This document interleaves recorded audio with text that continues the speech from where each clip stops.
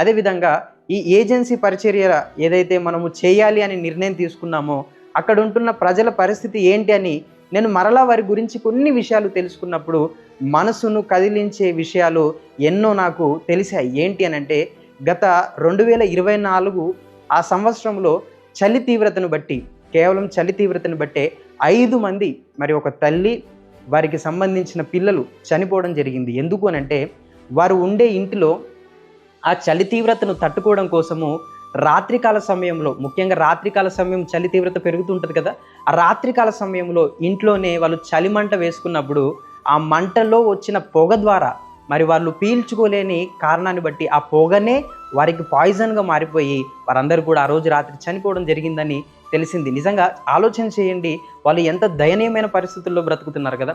ఈరోజు వారు ఉండే నివాసాలు కూడా మీరు వీడియోలో కూడా చూస్తే సరిగా ఉండవు. ఏదో రేకులతో లేదంటే మట్టి గోడలతో ఇవన్నీ ఉన్నా కానీ పైన ఏ ఆధారం లేకుండా ప్లాస్టిక్ కవర్స్ కప్పుకొని ఇలాంటి పరిస్థితుల గుండా చాలా దయనీయమైన పరిస్థితుల్లో వారి బ్రతుకులను కొనసాగిస్తున్నారు. అందుకోసమే ఈ ఏజెన్సీ పరిచర్యకు వెళ్ళడానికి కూడా చాలా కష్టతరమైన పని. వెళ్ళాలంటే సరైన మార్గాలు ఉండవు, వెళ్ళిన మేము తిరిగి వచ్చే వరకు కూడా గ్యారంటీ ఉండదు. అయినా కానీ ఒక బలమైన ఖచ్చితమైన నిర్ణయం చేత ఈ పనిని మేము చేయబూనుకున్నాము ప్రభు ప్రేరేపణని బట్టి. గనుక మీరందరూ ఈ ప్రజలకు సహాయం చేయడానికి ఎలాంటి మరి సంకోచం చేయకుండా మీ వంతు సహాయాన్ని అందించి ఆ ప్రజలకు మనం ఉన్నామనే భరోసానిద్దాం. మరి మెడికల్ క్యాంప్ కూడా ఎందుకు నిర్వహించాలి అని అనుకున్నాము అంటే ముఖ్యంగా ఈ చలి తీవ్రత ఎక్కువ ఉన్న కారణాన్ని బట్టి వారు ఎక్కడికి హాస్పిటల్కి వెళ్ళాలి అని అంటే కూడా అందుబాటులో ఏవి ఉండవు.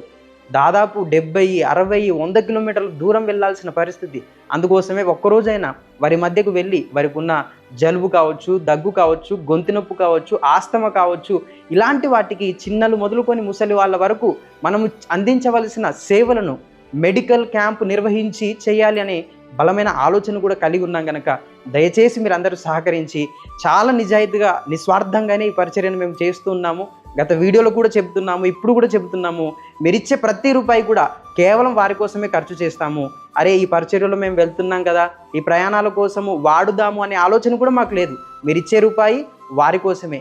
మేము ఏదైతే ప్రయాణం చేసి ఆ ప్రాంతానికి వెళ్తున్నామో సొంతంగా మేమే మా వంతు డబ్బులను వేసుకొని ఆ ఖర్చుని మేమే భరిస్తున్నాము. మీరిచ్చే డబ్బుని నమ్మకంగా మధ్యవర్తితులుగా మేము ఉండి వారికి అందిస్తున్నాం. ఈ విషయాన్ని ప్రధానంగా చెబుతున్నాను కనుక దయచేసి మీరు అర్థం చేసుకొని స్పందించి వారి జీవితాలలో సంతోషాలను ఒక్కరోజైనా మనము నింపే ప్రయత్నం చేయవలసిందిగా తెలియజేస్తూ ఈ మాటలు ముగిస్తున్నాను. అందరికీ వందనాలు.